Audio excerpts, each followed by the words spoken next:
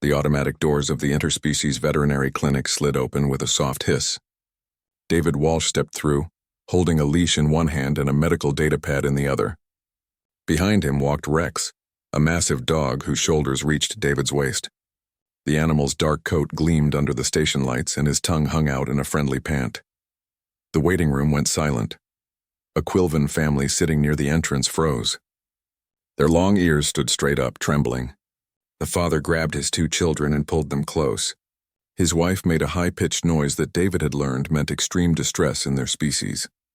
David smiled politely and walked toward the reception desk. Rex followed calmly, his claws clicking on the polished floor. More patients scattered. A Quilven with a small carrier containing some kind of furry creature bolted for the exit. Another dropped their datapad and pressed themselves against the wall. At the reception desk, Nurse Tessa stared at Rex with wide, unblinking eyes. Her gray fur had gone pale. Her hand shook as she reached for her computer terminal. "Hi there," David said cheerfully. "I have an appointment for Rex routine vaccination. Should be under Walsh." Tessa's eyes never left the dog. Rex sat down next to David without being told. His tail swept back and forth across the floor. He looked up at David with brown eyes full of simple contentment. "That is," Tessa whispered, her voice barely audible, "that is a predator." "Well, yeah," David said. "He's a dog. I sent all his medical records ahead of time. You guys confirmed the appointment last week." Tessa's fingers fumbled across her keyboard. She kept leaning as far back in her chair as possible, while still being able to see the screen. "Yes, I see it. Dr. Prill will be with you shortly." The waiting room had emptied. Only one elderly Quilven remained, apparently too stubborn or too deaf to notice the commotion. He sat in the corner reading something on his datapad, occasionally glancing up with mild confusion at the empty chairs. David found a seat far from the old Quilven, not wanting to disturb him. Rex lay down at his feet with a heavy sigh. The dog rested his massive head on his paws and closed his eyes. Tessa spoke rapidly into her communication device. David couldn't hear the words, but he caught the tone. Fear, urgent fear. He looked down at Rex, who was already half asleep, and felt a familiar frustration. People here just didn't understand. Back on Earth, dogs were everywhere. In homes, in parks, working alongside humans in hundreds of different jobs. They had been humanity's companions for thousands of years. But out here in space, on stations populated mostly by herbivorous species like the Quilvens, Rex might as well have been a wild wolf. The door to the examination area opened. Dr. Prill emerged, moving slowly. She was older than Tessa, with silver streaks in her gray fur. Her ears were flat against her head, but she held herself with professional dignity. Her eyes fixed on Rex with the intensity of someone facing down an enemy. "Mr. Walsh," she said. Her voice was steady despite the visible tension in her body. "Please bring your companion to examination room 3. David stood. "Come on, Rex." Rex opened his eyes, yawned widely, showing all his teeth, and rose to his feet. Dr. Prill took an involuntary step backward. Rex stretched, arching his back like he'd just had the best nap of his life, then trotted happily after David. They walked down a hallway lined with doors. Through windows, David could see other examination rooms. Most were empty. One contained a Quilven vet, treating what looked like a small reptile. The vet glanced up, saw Rex, and immediately pulled a privacy shade over the window. Examination room 3 was larger than the others. David suspected they'd given him the biggest space available to put maximum distance between the staff and Rex. The room had an examination table, various medical instruments on the walls, and a strong smell of antiseptic. "Please place him on the table," Dr. Prill said from the doorway. She hadn't entered the room yet. David patted the table. "Up, boy." Rex jumped up easily, his weight making the table creak. He sat down and looked around the room with mild interest, tail still wagging. Dr. Prill took a deep breath and stepped inside. She moved along the wall, keeping maximum distance. Her hand hovered near an emergency call button. Outside the window, David could see Tessa watching nervously. "He's friendly," David said. "I promise. He's been around aliens before. He knows to be gentle." "His teeth are very large," Dr. Prill observed. "Yeah, he's a big guy, about 80 kilograms, but he's a sweetheart, watch." David reached out and opened Rex's mouth, showing his teeth. "See? He doesn't mind being handled." Dr. Prill's ears went even flatter. She picked up a scanning device from a nearby shelf and pointed it at Rex from across the room. The device beeped softly. "I need to perform a physical examination," she said. "That requires touching him." "Go ahead." He's used to it. Dr. Prill approached slowly, holding the scanner in front of her like a shield. Rex watched her come closer, his tail wagging faster. When she was within range, he leaned forward and licked her hand. Dr. Prill made a sound David had never heard a Quilvan make before. It was somewhere between a squeak and a gasp. She stumbled backward, dropping the scanner. Her back hit the wall. For a moment, David thought she might actually faint. "He's just being friendly," David said quickly. "That's how dogs show affection." "He likes you." "His tongue touched me," Dr. Prill said faintly. "A predator's tongue touched me. He thinks you're nice. Look, he's wagging his tail. That means he's happy." Dr. Prill stared at Rex. The dog gazed back at her with innocent eyes, tongue hanging out, tail swishing back and forth. Slowly, the vet straightened up. She picked up the scanner from where it had fallen. "I need to know his diet," she said, returning to professional mode despite her shaking hands. "Mostly processed meat kibble. Some fresh meat when I can get it on the station. He also likes vegetables, but those are treats, not his main food." "Meat," Dr. Prill repeated. "Of course. And his exercise requirements?" "I take him running every day. He needs at least an hour of activity or he gets restless. We play fetch in the cargo bay when it's empty." "Fetch?" I throw something, he brings it back. "It's a game." Dr. Prill made notes on her datapad, still maintaining distance. "And his behavior with other species?" "Great, he's been around Quilvans before. Also Centaurians, Yithians, even a couple of Klarn traders. Never had a problem. He's well trained." "You trained a predator?" "All dogs are trained. That's kind of the whole point." David pulled out his own datapad and showed Dr. Prill pictures. Rex sleeping on a couch. Rex playing with a small human child. Rex wearing a ridiculous party hat at what was clearly a birthday celebration. Dr. Prill looked at the images for a long time. "You allow him near children?" "My nephew loves him. Rex is incredibly gentle with kids. He knows they're small and need to be treated carefully." The doctor's ears twitched, a sign David had learned meant confusion or deep thought in Quilvans. She looked at Rex again, then at the pictures, then back at Rex. "This is difficult for me to understand," she admitted. "Every instinct I have says to run, but I can see that you trust him completely." "I do, with my life. Then I will attempt to complete this examination."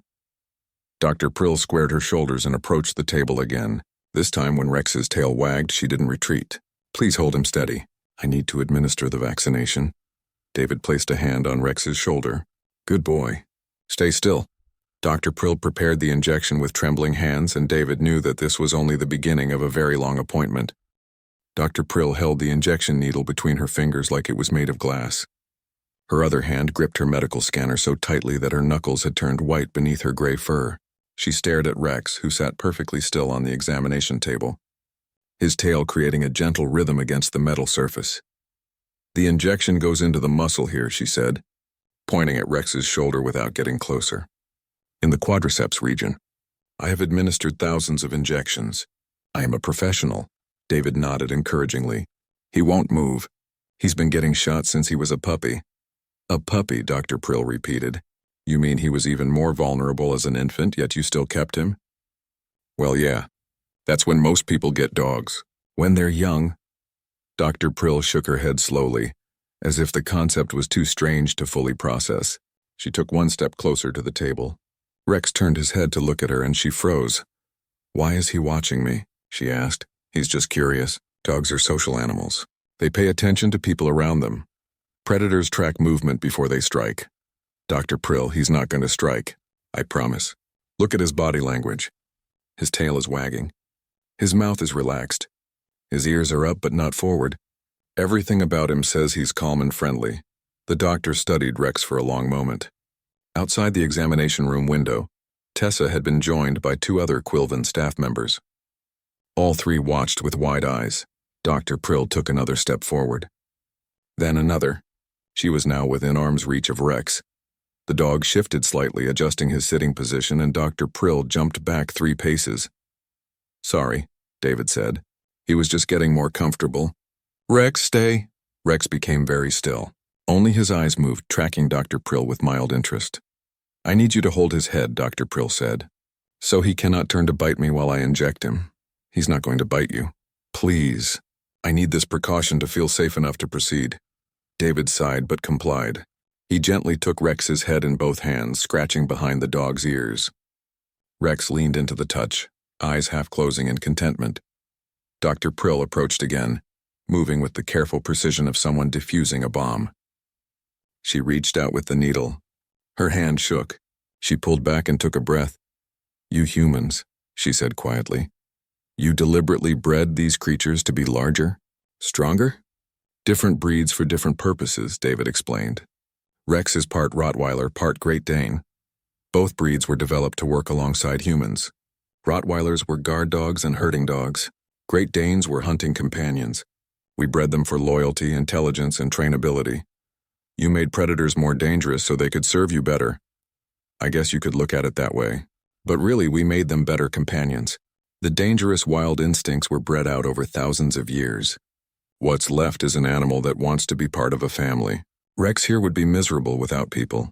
He needs social interaction like we need air. Dr. Prill processed this information while staring at the needle in her hand. On my world, predators are avoided. We have fences, warning systems, defensive measures. The idea of inviting one into your living space, of deliberately creating a bond with it, this is completely foreign to everything I know. I get that, but think about it this way. Humans are predators too. We have forward-facing eyes, we eat meat, we hunt. And you work with humans every day. You're not afraid of me, are you? You are civilized. You have laws, culture, technology. So does Rex in his own way. He has rules he follows. He understands what's expected of him.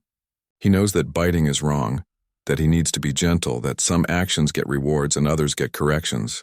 He's not a wild animal. He's a civilized member of his own kind. Dr. Prill's ears twitched thoughtfully. She looked at Rex again with slightly different eyes. Show me his teeth once more. David opened Rex's mouth. The dog allowed it without resistance, revealing rows of white teeth designed for tearing meat. Dr. Prill leaned in slightly, professional curiosity overcoming fear. Remarkable dentition, she murmured.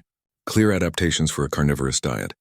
The canines are particularly impressive, and yet he allows you to handle his mouth freely. He trusts me. That's the whole foundation of what we have. Trust built over years of consistent care and kindness. And if that trust were broken, then I'd be a terrible owner and wouldn't deserve him. David closed Rex's mouth and continued scratching the dog's ears. But that's not going to happen. Taking care of Rex isn't a burden. It's a privilege. Dr. Prill set down her scanner and held the injection with both hands to steady them. I will administer the vaccine now. Please continue holding him. She stepped forward decisively, as if she'd made up her mind to push through her fear by sheer will. The needle touched Rex's fur. Dr. Prill paused, taking one more breath, then pressed it through the skin into the muscle beneath. Rex didn't move. He sat perfectly still while the vaccine was injected, his only reaction a slight flick of his ear. Dr. Prill withdrew the needle and stepped back quickly. It is done, she said, sounding surprised. He did not react at all. Told you. He's a good boy. David released Rex's head and immediately gave the dog a treat from his pocket. Rex crunched it happily, tail wagging harder. You reward him for accepting medical treatment? Positive reinforcement. It's how training works. Good behavior gets rewards. It makes him want to behave well next time.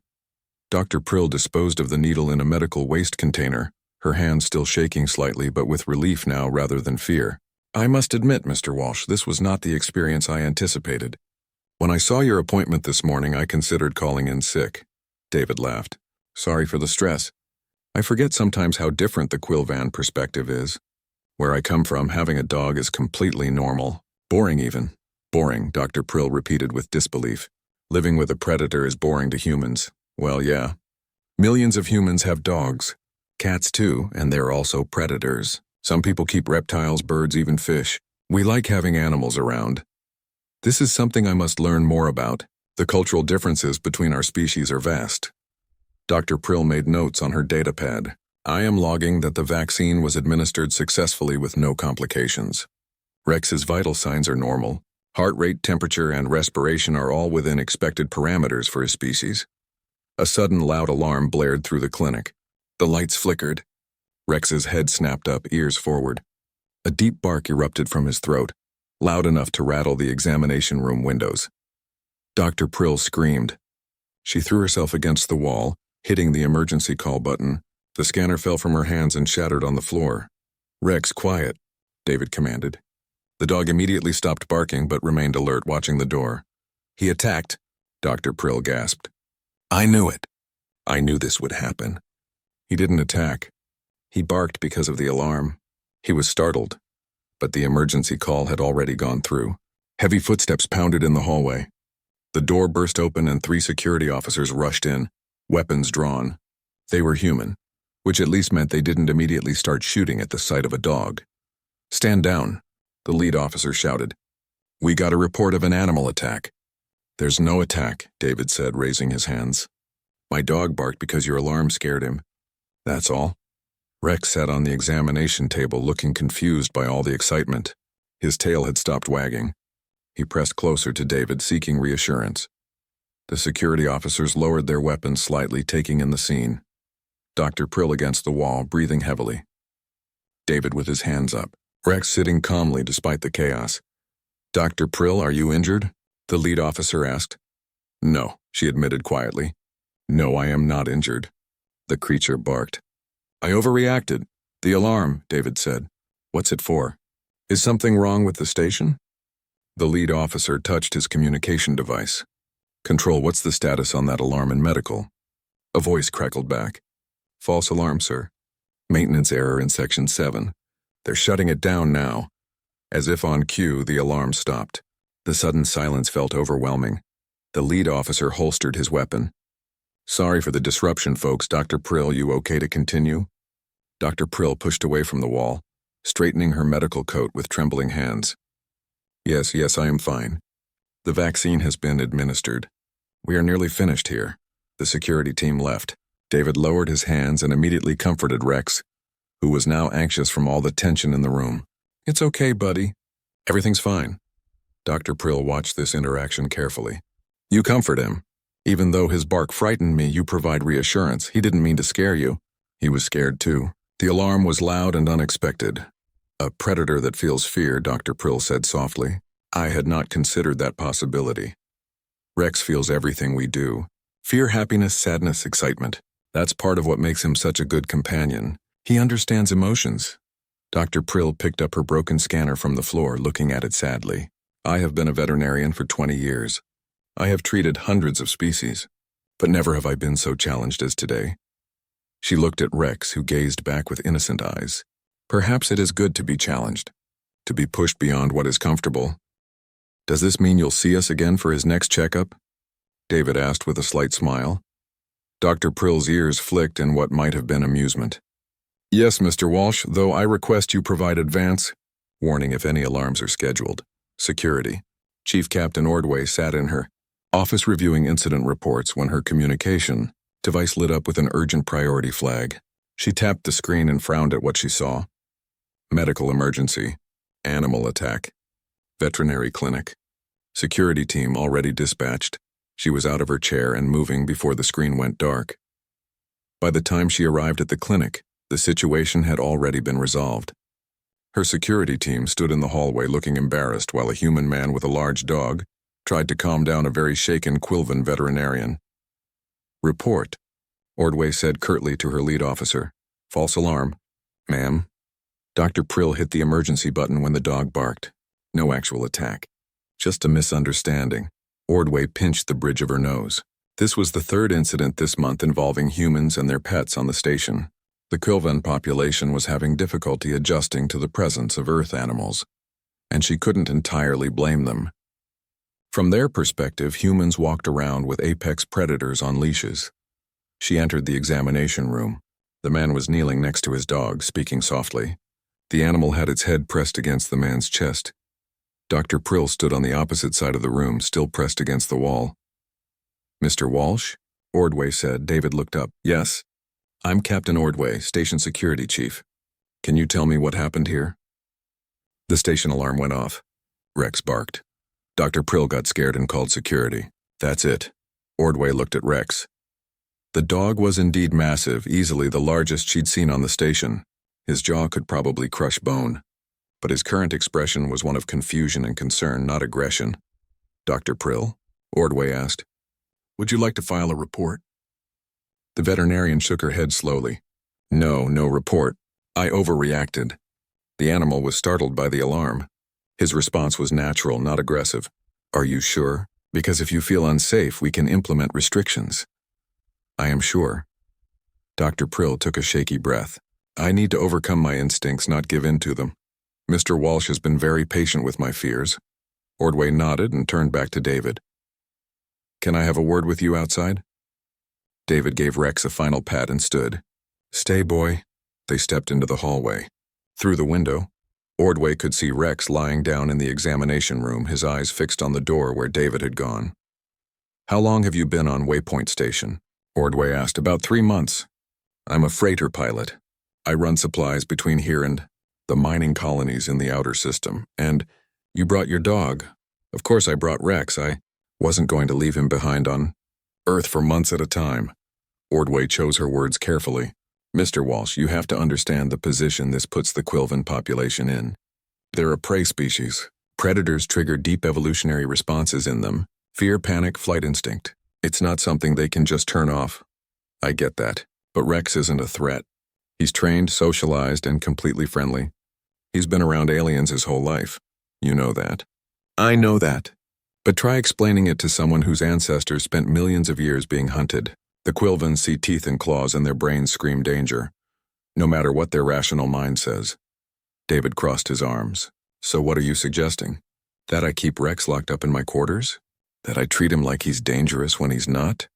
I'm suggesting you be aware of the effect you have when you bring him into public spaces. This is the 3rd incident this month involving Earth animals on the station. What were the other 2? A woman with a cat walked into a Quilvan restaurant. 2 customers went into shock and had to be hospitalized, and someone brought a parrot to the commons area. The screaming triggered a station-wide panic alert." David's expression softened slightly. "I didn't know it was that bad. It's a cultural adjustment that's going to take time. The Quilvans are trying. Dr. Prill could have refused to treat Rex entirely, but she didn't. She pushed through her fear and did her job. That's commendable." Ordway glanced back through the window at Rex. "But you need to meet them halfway." "What do you want me to do?" "Give warning before bringing Rex into Quilvan-heavy areas. Maybe use the service corridors instead of the main concourses. Let people know you're coming so they can prepare themselves mentally. You want me to hide him. I want you to be considerate of a population that's genuinely terrified." David was quiet for a moment, watching Rex through the window. The dog had his head on his paws, but his eyes were still fixed on the door. "Okay," David said finally. "I can do that. I don't like it, but I can do it. Thank you." Ordway pulled out her datapad. "I'm also going to recommend that the station council set up some kind of educational program. Maybe bring in a specialist from Earth to explain domestication, animal behavior, that sort of thing. Understanding might help reduce the fear." "That's actually a good idea." A Quilvan man in a maintenance uniform appeared at the end of the hallway, carrying a toolbox. He saw Rex through the window and stopped dead. But unlike the others, he didn't run. He stared at the dog with obvious fascination. "That's Bryn," Ordway said. "He's been asking questions about Earth animals for weeks. Drives his coworkers crazy because he wants to understand instead of just avoiding them." Bryn approached slowly. "Is it safe to come closer?" he asked. David looked at Ordway, who nodded. "Sure, just move calmly. No sudden movements or loud noises." Bryn walked up to the window and peered inside. Rex noticed him and his tail started wagging. The Quilvan watched this movement with intense curiosity. "The tail motion," Bryn said. "I have read that this indicates positive emotions in canines. Happiness, friendliness, excitement." "That's right," David said, surprised. "You've been studying dogs?" "I have been studying all Earth domesticated animals. The concept is fascinating. Your species took wild predators and turned them into companions. How is such a thing possible? Thousands of years of selective breeding. We chose the ones that were friendliest, most cooperative. We bred them together. Over many generations, we created animals that naturally want to work with humans. But the predator instincts, do they not remain?" "Some, yeah. Rex has prey drive. He'll chase small animals if I don't stop him. But he's been trained to control that instinct. He knows the difference between acceptable behavior and unacceptable behavior. Bryn's ears were forward, focused completely on the conversation. And he obeys these rules consistently? As consistently as any person obeys rules. He's not perfect, but he tries. Remarkable. Bryn turned to Ordway. Captain, I have a request. I would like to observe Mr. Walsh and his animal, to study the relationship, to understand the mechanics of this domestication. Ordway raised an eyebrow. That's unusual, Bryn. I am tired of being afraid. I work on a station with hundreds of humans. Soon there will be more Earth animals here. If I cannot overcome my fear through understanding, I will live in constant anxiety. This is no way to exist. David looked at the Quilvan with new respect. I'd be happy to let you observe us. Rex is friendly. He'd probably enjoy the attention. I must warn you, Bryn said. I will likely be very afraid at first. My instincts will urge me to run. But I will stay. I will learn. That's all anyone can ask. Dr. Prill emerged from the examination room, having composed herself. She saw the three of them in the hallway and joined the conversation. The examination is complete, she said. Rex is healthy. The vaccine has been administered. You may take him home, Mr. Walsh. Thank you, Dr. Prill. I know this wasn't easy for you. No, it was not. She looked at Rex through the window, but it was educational. I learned that fear and danger are not always the same thing. A creature can appear dangerous while being harmless. This is a difficult lesson for my species. Would you be willing to be part of an educational program? Ordway asked. If we bring in specialists to teach the station population about Earth animals, your perspective as someone who directly treated one would be valuable. Dr. Prill considered this. Yes, I believe I would. If my experience can help others feel less afraid, then the trauma was worthwhile. Ambassador Hera chose that moment to arrive, her official robes flowing behind her as she walked rapidly down the hallway. Her expression was stern and her ears were flat against her head. Captain Ordway, she said formally, I received a report of a dangerous predator causing disruption in the medical wing. I demand to know why this animal is permitted on the station. Ordway straightened. Ambassador Hera, there was a misunderstanding, not a disruption. The situation has been resolved. A misunderstanding? I heard that security was called, that weapons were drawn. As a precaution, no one was harmed. Hera looked through the window at Rex. The dog looked back at her calmly, still lying on the examination room floor. That creature is massive. Its teeth are designed to kill. How can you possibly call it safe? With respect, Ambassador, David said, Rex has never hurt anyone in his life. He's trained, socialized, and friendly.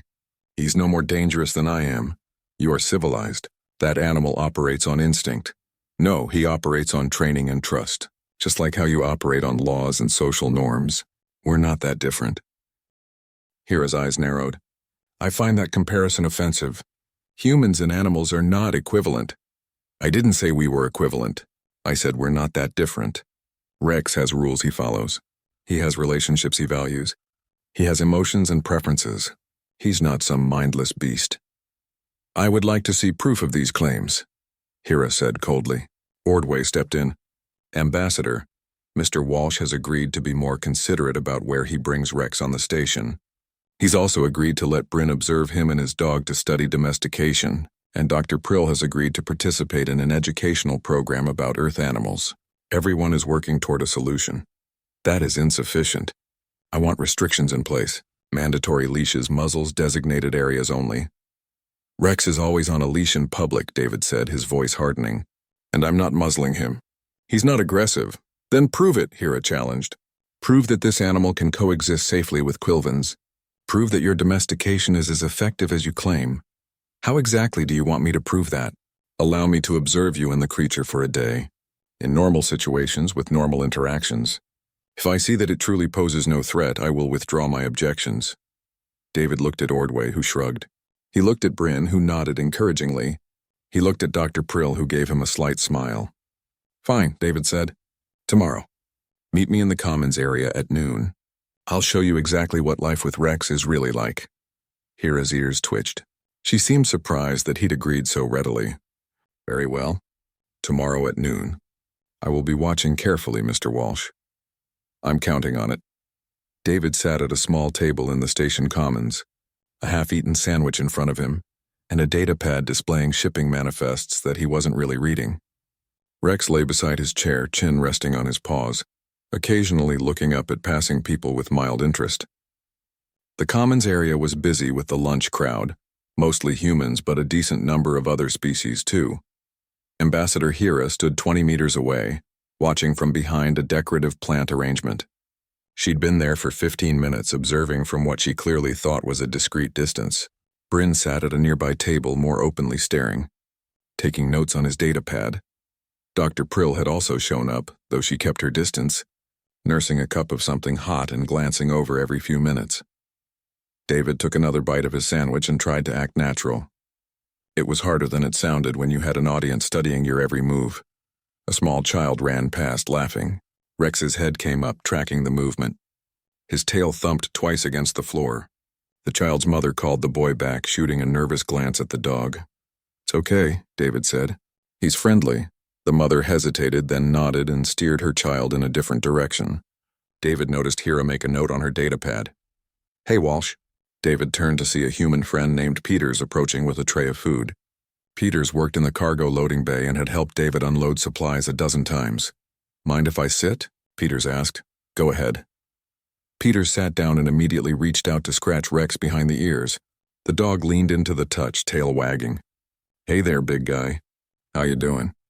"We just came from the vet," David said. "Got his vaccinations updated. I heard there was some excitement. Station gossip travels fast." "Yeah, well, Dr. Prill isn't used to dogs. It was her first time treating one." Peters laughed. "Can't imagine that went smoothly. My grandmother's Quilvan. When I told her I was working on a station with pet dogs, she nearly had a heart attack." He pulled a piece of meat off his sandwich and held it out. "Can I give him this?" "Sure." Rex took the offering gently, his tail wagging faster.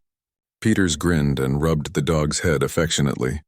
From her position by the plants, Hira watched this interaction intently. David could almost see her trying to reconcile what she was seeing with her preconceptions. Here was a human voluntarily putting his hand near a predator's mouth, and the predator was being careful not to bite the fingers along with the food. "Rex, down," David said casually. Rex immediately lay flat on the floor, stretching out with a contented sigh. Peters continued eating his lunch, occasionally dropping another bit of food for the dog. "How's the cargo business?" Peters asked. "Good. I've got to run to the outer mining colonies next week. 3-day round trip. Taking Rex with you?" "Of course. He goes everywhere I go. Gets lonely otherwise. Must be nice having company on those long hauls." "It is. He's a good listener. Doesn't talk back." David smiled and scratched Rex's side with his foot. The dog's back leg kicked slightly in response. A Quilvan family walked by, giving the table a wide berth. The parents pulled their children close, but the youngest child, no more than 4 or 5 in Quilvan years, stopped and stared at Rex with obvious curiosity. "Daddy, what is that?" the child asked in Quilvan. David had learned enough of the language to understand basic questions. "A predator," the father said nervously. "Come, we need to keep moving." "But it's so big. And fluffy." The mother tugged at the child's hand, but the little one resisted, fascinated. Rex noticed the attention and his tail started wagging again, sweeping across the floor. David made a decision. He stood slowly and walked a few steps toward the family, keeping Rex on a short leash. The parents tensed, ready to run, but David stopped at a respectful distance. "Would your child like to meet him?" David asked in careful Quilvan. "He's very gentle." "Absolutely not," the father said. "Please, Daddy." The child begged. The mother looked torn. She glanced at her mate, then at Rex, then at her excited child. "Is it truly safe?" she asked. "I promise. Rex loves children. He's been around them his whole life. You can stay right here. I'll make sure he doesn't move suddenly." The mother knelt beside her child. "If anything seems wrong, we run. Understand?" The child nodded eagerly. David brought Rex a bit closer and commanded him to sit. The dog obeyed immediately, tail still wagging but body still. The Quilvan child approached with tiny, hesitant steps. "Hold out your hand like this," David demonstrated, holding his hand flat. "Let him smell you first." The child copied the gesture. Rex sniffed the small hand carefully, then licked it. The child squeaked with surprised delight. "His tongue is wet. That's how dogs show they like someone," David explained. "You can pet his head if you want. Nice and gentle." The child reached out and touched Rex's fur, eyes wide with wonder. "So soft, Daddy, feel." The father looked like he'd rather jump off the station into space, but his child's joy was apparently stronger than his fear. He approached cautiously and with visible effort touched Rex's head. His ears were flat, his movements stiff, but he did it. "He's warm," the father said, sounding surprised. "All mammals are warm," David said. "Just like you." The mother came closer too, emboldened by her family's safety. She placed a trembling hand on Rex's side. "I can feel his heartbeat. Strong, isn't it? Rex has a lot of energy." The child giggled as Rex's tail wagging intensified. "Why does he do that?" "It means he's happy. He likes meeting new friends." Hira had abandoned her hiding spot and moved closer, though she still maintained a safe distance. Bryn was now recording video on his datapad, capturing the entire interaction. "Thank you for this," the mother said softly. "My child has been curious about Earth animals, but we have been too afraid to get close." This was educational. Anytime. Rex enjoys the attention. The family moved on, the child looking back at Rex with a huge smile. David returned to his table where Peters was grinning. "That was well played," Peters said.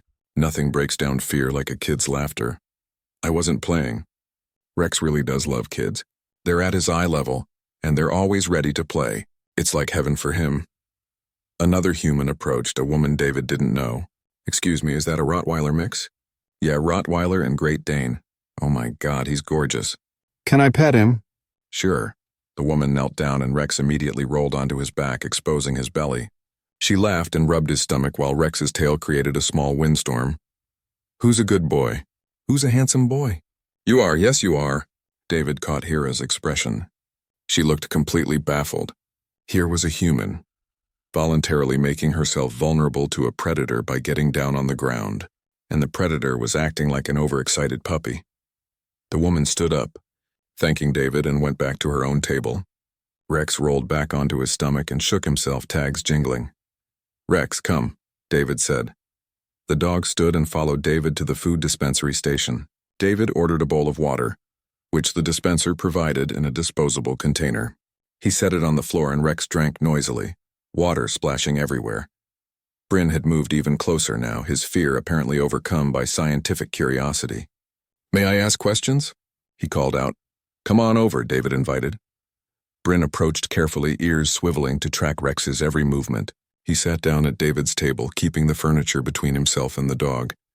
"How do you train him to obey commands?" Bryn asked. "Repetition and rewards. When he does what I ask, he gets praise or treats or playtime. He learns that obeying makes good things happen. And if he disobeys, I correct him. Not with punishment, just with redirecting his behavior. Dogs want to please their humans. They want to figure out what we want from them. This seems inefficient. Surely a predator would simply take what it wants. Rex gets everything he needs from me. Food, shelter, medical care, affection. He has no reason to take anything. We have a partnership. I take care of him, he gives me loyalty and companionship." "Loyalty?" Bryn repeated, testing the word. "A predator feels loyalty?" "Absolutely. Dogs are pack animals. In the wild, they live in family groups with strong social bonds. We humans basically became their pack. Rex sees me as his family. He'd protect me if I was in danger. He'd be miserable if we were separated." Hira finally approached the table, her official robes rustling. "This loyalty you speak of, how can it be measured? How can you be certain it exists?" David thought for a moment. "Rex, come here." The dog walked over and sat beside David's chair. David pulled a treat from his pocket and set it on the floor about a meter away. "Rex, stay." Rex stared at the treat, body tense with want. His tail twitched, but he didn't move. "Stay," David repeated. Seconds passed. Rex remained frozen, eyes locked on the treat. Small whining sounds came from his throat.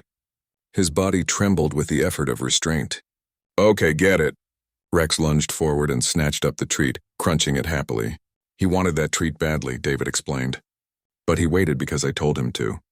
That's not fear-based obedience. That's trust. He trusts that when I tell him to wait, there's a good reason.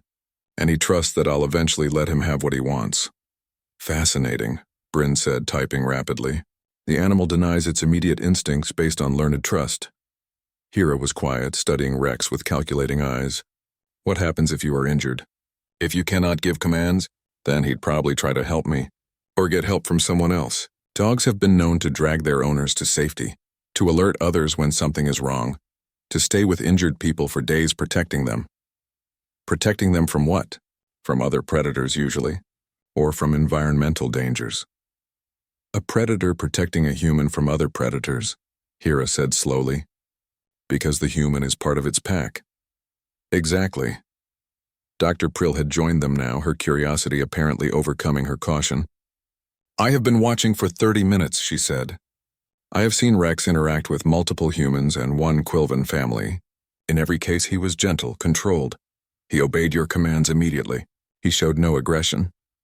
That's what I've been trying to tell everyone, David said. He's not dangerous. He's domesticated. But he could be dangerous, Hira pointed out. Those teeth, that strength. If he chose to attack, he could kill. So could I, David said. So could you if you had a weapon. So could anyone. The capacity for danger doesn't mean someone is dangerous. It's about choice and control. Humans choose not to hurt others because of laws and morality, Hira argued. Does Rex understand these concepts? In his own way, yeah. He understands that hurting people is wrong. He understands that he needs to be gentle. He understands rules. It's not the same as human morality, but it's not nothing either. Bryn looked up from his notes. I would like to continue observing. This is the most interesting thing I have studied in years. You're welcome to keep watching. I was going to take Rex for a walk around the commons, let him stretch his legs. As David stood, so did Rex. The dog's tail was wagging, recognizing the signs that they were about to do something fun. Hira watched them prepare to leave. I will continue observing as well, she said. I am not yet convinced, but I am willing to learn more. That's all I can ask, David said. He led Rex out into the main concourse, very aware of his audience following behind. Whatever happened next, at least they were watching with open minds instead of closed fear. David walked through the main concourse with Rex at his side, the dog's leash loose in his hand. Behind them, Ambassador Hira, Bryn, and Dr. Prill followed at a distance that Hira probably thought was subtle. Other pedestrians gave them space, some out of fear, some out of politeness, some simply because Rex was large enough to be a walking traffic obstacle.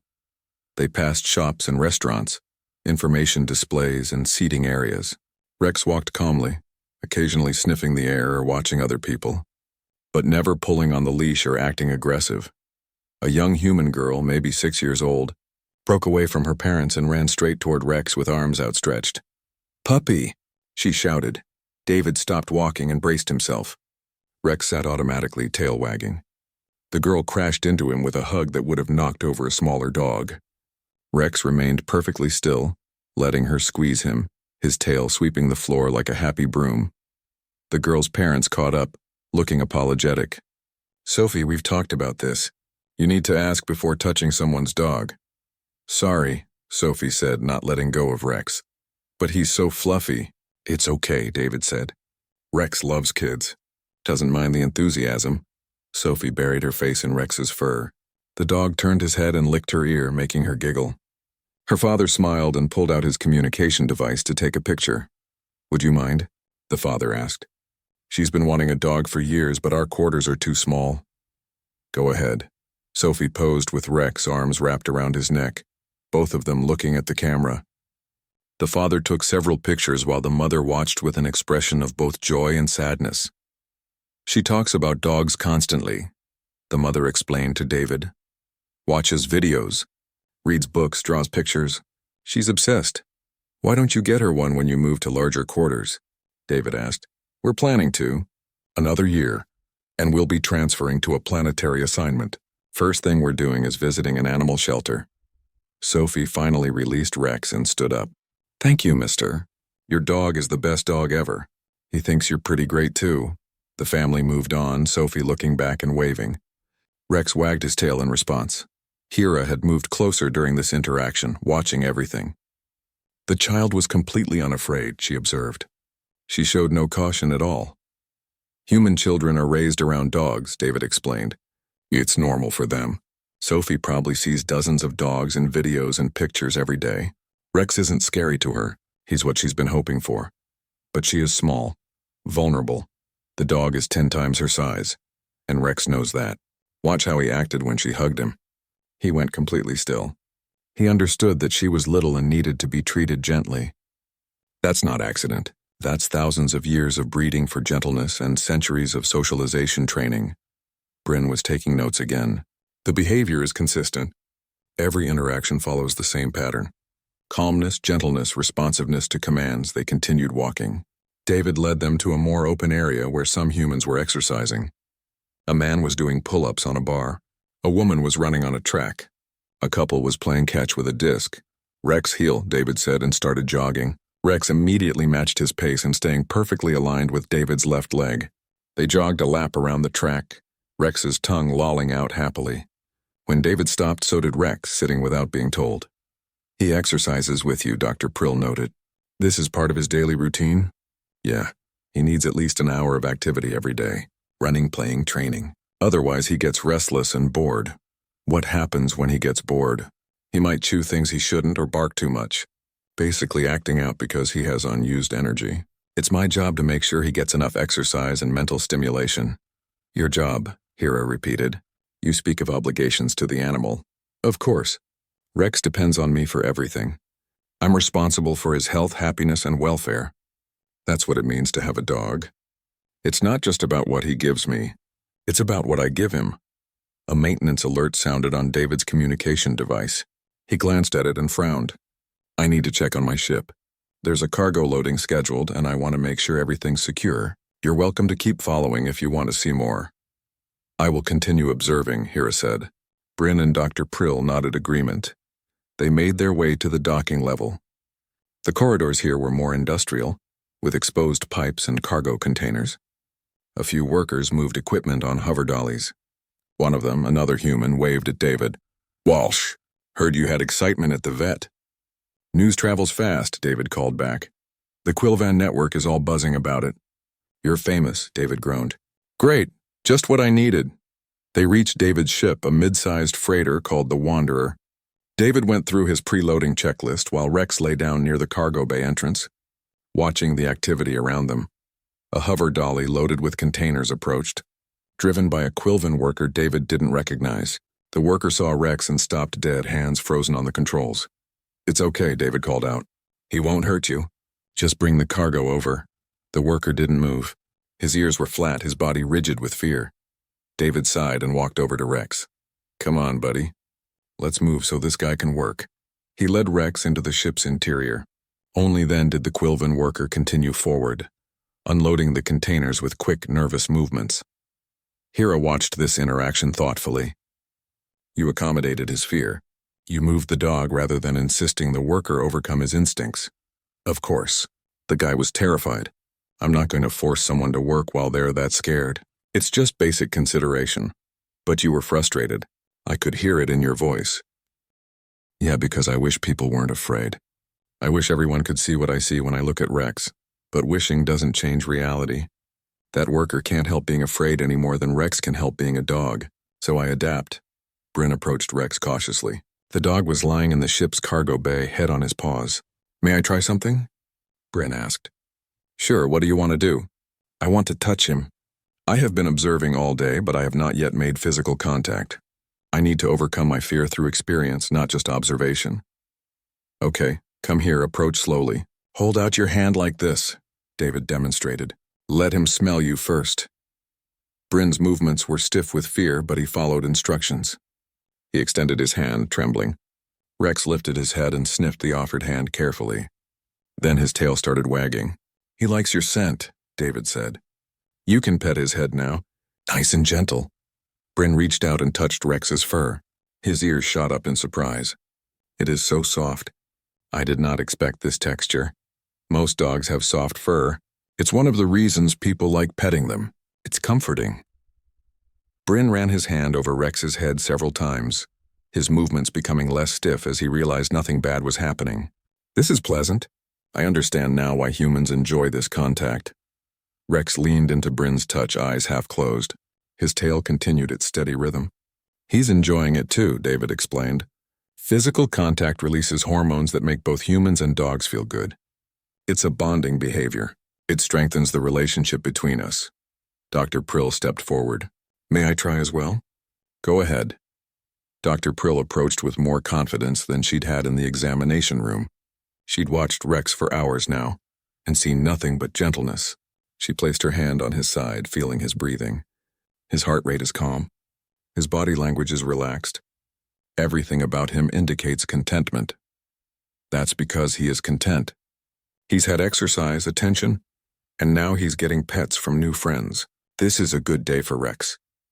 Even Hira stepped closer, though she didn't touch Rex. She observed from a meter away, studying the dog's every movement. "I am beginning to understand," she said slowly. "This is not merely a trained animal following commands. This is a relationship, a partnership built on mutual benefit and trust." "Exactly. But it only works because humans invested thousands of years in creating these traits. This is not something that happens naturally." "No, it's not natural. It's artificial selection, but that doesn't make it less real. Rex's loyalty is genuine. His affection is genuine. The fact that humans shape these traits through breeding doesn't diminish them." Hira was quiet for a long moment. "On my world, we have animals we have domesticated, small creatures that eat garden pests. We keep them in enclosures and provide food, but we do not form bonds with them. We do not touch them or consider them family. The concept of loving a creature from another species is alien to us." "Different cultures, different relationships," David said. "But maybe there's room for your people to learn something new. Bryn here just proved that Quilvins can interact with dogs safely." Dr. Prill treated Rex successfully. The Quilvin family earlier let their child pet him. Fear can be overcome with experience and education. "Perhaps," Hira conceded, "though I suspect it will take time. Millennia of evolution cannot be erased by a few positive interactions." "I'm not asking for it to be erased, just managed, just understood." The cargo loading finished. David checked his manifest and secured everything properly. Rex stayed nearby, occasionally accepting pets from Bryn and Dr. Prill, who were both now much more comfortable around him. "I need to take Rex home," David said. "He's had a long day and needs rest." "But thank you for taking the time to observe us. I hope it helped." "It helped tremendously," Bryn said. "I have enough notes for months of study." "It was educational," Dr. Prill admitted. "I feel more confident about treating Earth animals now." Hira looked at Rex one last time. "I am not yet fully convinced, Mr. Walsh, but I am no longer opposed. I will recommend to the Council that we implement your educational program, rather than additional restrictions. The station population needs to learn about domestication and animal behavior. Fear based on ignorance helps no one." "Thank you, Ambassador. That's all I was hoping for." They parted ways, and David led Rex back toward his quarters. The dog was tired but happy, his tail still wagging slowly. As they walked through the corridors, fewer people moved away from them. Some even nodded in greeting. Word of the day's events had apparently spread, and with it perhaps a small reduction in fear. David scratched Rex behind the ears. "You did good today, buddy. Really good." Rex looked up at him with complete trust and love, and David felt grateful for the 1,000th time that humans had figured out how to make friends with wolves all those millennia ago. 3 days later, alarms screamed through Waypoint Station at 2 a.m. David jerked awake in his quarters, Rex already on his feet and alert. Emergency lights flashed red through the window. The station's automated voice repeated a message that made David's blood run cold. "Structural breach in Cargo Bay 7. Atmosphere venting. 2 personnel trapped. Emergency crews respond immediately." David was pulling on clothes before his brain fully processed what he'd heard. Cargo Bay 7 was 3 levels down, near the station's outer hull. If people were trapped there with atmosphere venting, they had minutes at best. He grabbed his emergency kit and ran for the door. Rex followed without being called, sensing the urgency. They sprinted through corridors filled with other residents looking confused and scared. David knew these halls well from his cargo loading work. He could get to Bay 7 faster than most. When he arrived, Captain Ordway was already there with a security team. Engineers were setting up equipment to cut through a collapsed bulkhead. Through a small window, David could see 2 figures in the bay beyond, both Quilvin, both moving sluggishly. The oxygen was nearly gone. "We can't get through fast enough," one engineer was saying. "The support beam fell at an angle. If we cut wrong, the whole section could collapse." "Heat signatures are fading," another tech reported. "They're losing consciousness." Ordway spotted David. "Walsh, civilians need to evacuate this area." "I can help," David said. "Rex can find them. He can navigate through spaces humans can't fit through. There's no space. The bulkhead is completely blocked. There's always access tunnels, maintenance corridors. Rex can smell them through the debris and lead your team to them faster. Ordway looked at Rex, then at her engineers, then back at David. You're serious? Search and rescue dogs have been used on Earth for centuries. This is what they're bred for. We don't have time to argue, one of the trapped workers' supervisor said, her ears flat with distress. Try anything. Ordway made a decision. Fine, but you follow my team's lead. If it gets dangerous, you pull back immediately. Understood. One of the engineers brought up a schematic of the area on a datapad. There's a maintenance tunnel here, but it's partially collapsed. Even if your dog can get through, we don't know if it connects to the bay. Rex can find out. Rex, come. David led the dog to the collapsed bulkhead. The air smelled of metal and leaking coolant. Rex sniffed carefully, his body tense and focused. This wasn't play. This was work. Find them, boy. Find the people. Rex put his nose to the debris and started working methodically back and forth. His training from years ago as a puppy came flooding back. David's uncle had been a search and rescue coordinator and had taught young Rex the basics, even though David had never expected to use those skills in space. Rex moved along the wall, sniffing, then stopped at a maintenance panel. He scratched at it and barked once. Here, David said. There's a scent trail through this panel. Engineers pulled the panel off. Behind it was a narrow tunnel, partially blocked by fallen equipment. A human might fit, but barely. I'll go, David said. You're not trained for rescue operations, Ordway objected. No, but Rex is, and he won't go without me. Ordway looked like she wanted to argue, but another alarm sounded. The atmosphere in Bay 7 was at critical levels. Go. But you wear a safety line and you stay in constant communication. They fitted David with a harness, connected to a safety cable and a communication headset.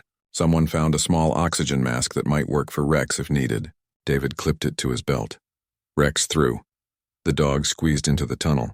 David followed, crawling on his stomach through the narrow space. The safety line dragged behind him. Ahead, Rex navigated around obstacles with surprising grace for such a large animal. Talk to me, Walsh. Ordway's voice crackled in his ear. We're moving through the maintenance tunnel. Rex is following the scent. I think there's a connection point ahead. The tunnel branched. Rex didn't hesitate, taking the left path. David trusted the dog's nose over his own sense of direction. They crawled for what felt like hours, but was probably only minutes. David's shoulders scraped against metal. His knees would be bruised for weeks. Rex stopped suddenly, whining. Ahead, the tunnel was completely blocked by a collapsed support beam. We're blocked, David reported. Fall back, Ordway ordered. The engineers will find another way. But Rex was still sniffing at the obstruction. He pawed at a gap barely wider than David's fist. Air was moving through it. David could feel the pressure difference. Wait, there's airflow. Rex can smell them through this gap. They're close. Can you get through? David examined the collapsed beam. There was no way forward, but there was a vertical shaft next to it, probably for cable runs. It went down about 2 meters, then appeared to turn. If they could get down there, they might be able to circle around the obstruction. There's a vertical shaft. We're going down. Walsh, that's not on the schematic. You don't know where it goes. I know it goes toward people who are dying. That's enough. David lowered Rex down first, guiding him with the leash. The dog scrambled and slid, but made it to the bottom. David followed, his safety line paying out behind him. At the bottom, the shaft did turn, leading in what David hoped was the right direction. They crawled through absolute darkness, David's emergency light casting strange shadows. Rex stayed focused, following the scent with single-minded determination. Finally, the shaft opened into a larger space. David pulled himself through and found himself in Cargo Bay 7. The bay was a disaster. Containers had fallen everywhere.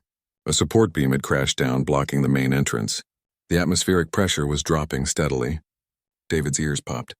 We're in, he reported. Looking for the workers. Rex was already moving, weaving between fallen containers. He barked, the sound echoing in the damaged bay. David followed and found 2 Quilvan workers trapped under a fallen storage rack. They were conscious but barely, their breathing shallow. Found them. They're alive but fading. The rack is too heavy for me to lift alone. Help is coming, Ordway said. The engineers are cutting through now. Keep them stable. David checked the workers for injuries. One had a leg pinned. The other was trapped by a heavy container across his chest, breathing in short, pained gasps. Neither had the strength to speak. Rex sniffed both workers carefully, then lay down next to the one with the chest injury. The dog pressed his warm body against the Quilvin's side. "What's he doing?" Ordway asked. David must have made some noise. "Providing warmth." "The worker is going into shock. Rex is trying to keep him warm." "A predator protecting prey," Ordway said quietly. The sound of cutting equipment grew louder. The engineers were almost through. David talked to the trapped workers, keeping them conscious while Rex maintained his position. A furry heating pad for a species that had feared him days ago. The bulkhead burst open. Engineers poured through with lifting equipment and medical supplies. Dr. Prill was with them, her face set with professional determination despite her obvious fear at being this close to Rex. "Get that container off him," she ordered, taking charge. "Carefully. His ribs may be crushed." The engineers lifted the container. Dr. Prill immediately began treating the injured Quilvan, her hands steady despite the situation. The other worker was freed more easily, his leg broken but not life-threatening. Medical teams arrived with stretchers. They loaded both workers carefully, stabilizing them for transport. Dr. Prill supervised everything, only pausing once to look at Rex. "Thank you," she said simply. "Without your animal, we would not have found them in time." David just nodded, too exhausted to speak. They made their way back through the damaged bay, through the normal corridor now that the bulkhead was open. Outside, a crowd had gathered. Station residents, both human and Quilvan, waiting for news. When David and Rex emerged, someone started clapping. Then another person, then more. Within seconds, the entire crowd was applauding. Even the Quilvans, though their body language still showed unease around Rex. Ambassador Hera pushed through the crowd. Her robes were disheveled, her fur mussed from being woken suddenly. "The trapped workers," she said. "They are stable."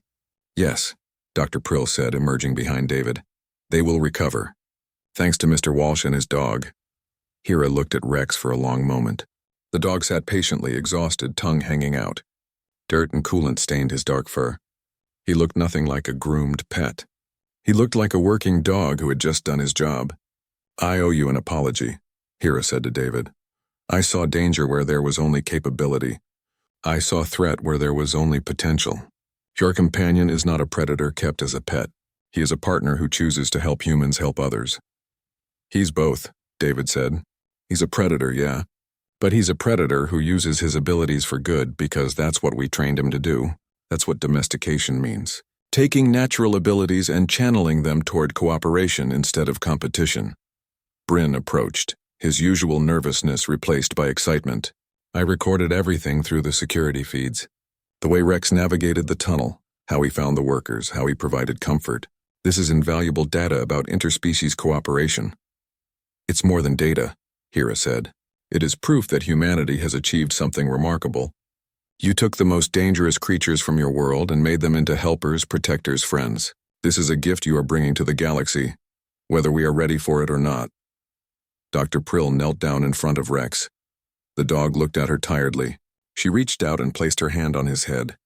"I will never fear you again," she said. "I understand now what Mr. Walsh has been trying to tell us. You are not a monster. You are a hero." Rex's tail wagged weakly. He leaned forward and licked her hand. This time Dr. Prill didn't flinch. She smiled. Over the next few hours, as station returned to normal operations, word of the rescue spread. The two saved workers recovering in medical asked to meet Rex. When David brought him to their room, they touched him carefully, whispering thanks in their language. Captain Ordway officially commended David and Rex in her report. The station council fast-tracked the educational program about Earth animals. Bryn was put in charge of it with Dr. Prill as a consultant. Ambassador Hera made a formal statement to the Quilvan diplomatic network. In it, she explained what she had witnessed, how her opinions had changed, and why she now believed that fear of human companion animals was a barrier to deeper cooperation between their species. 3 weeks later, David walked into the veterinary clinic for Rex's follow-up appointment. The waiting room was full, but this time no one ran. A few Quilvan patients still moved to the far side of the room, but others stayed where they were. One even nodded politely. Dr. Prill greeted them with a genuine smile. "Rex, Mr. Walsh, good to see you both. Ready for his checkup? Ready as always, David said. In the examination room, Dr. Prill worked with confidence, checking Rex's vitals, examining his teeth, updating his records. Rex sat patiently through it all. He's in perfect health, Dr. Prill announced. Whatever you are doing, keep doing it. Just regular exercise and lots of love, David said. Same as always. As they were leaving, Tessa called out from the reception desk. Mr. Walsh, I have something for you. She handed him a data pad showing a message from the saved workers. It was a formal thank you, written in both Quilvan and Human Standard. At the bottom was a picture of both workers, recovered and smiling, holding a sign that read, Thank you, Rex, you are a very good boy. David showed the message to Rex, who sniffed the data pad with mild interest. See that, buddy? You're famous, Rex wagged his tail, unconcerned with fame. All he cared about was that David was happy. They were together and there might be treats when they got home. As they walked back through the station, David reflected on how much had changed in just a few weeks. The Quilvans weren't fully comfortable with dogs yet, but they were trying. They were learning, and that was all anyone could ask for. Humans had spent thousands of years learning to live with predators, to trust them, to love them. If the galaxy needed a few more weeks or months or years to learn the same lesson, that was okay. Change took time. Understanding took patience. But it was worth it, because the bond between human and dog was one of Earth's greatest achievements, and it was a gift that humanity could share with the stars. Rex looked up at David as they walked, his eyes full of simple, uncomplicated love. And David smiled, knowing that no matter how far humanity traveled, no matter how many alien species they met, they would never walk alone. They would always have their dogs.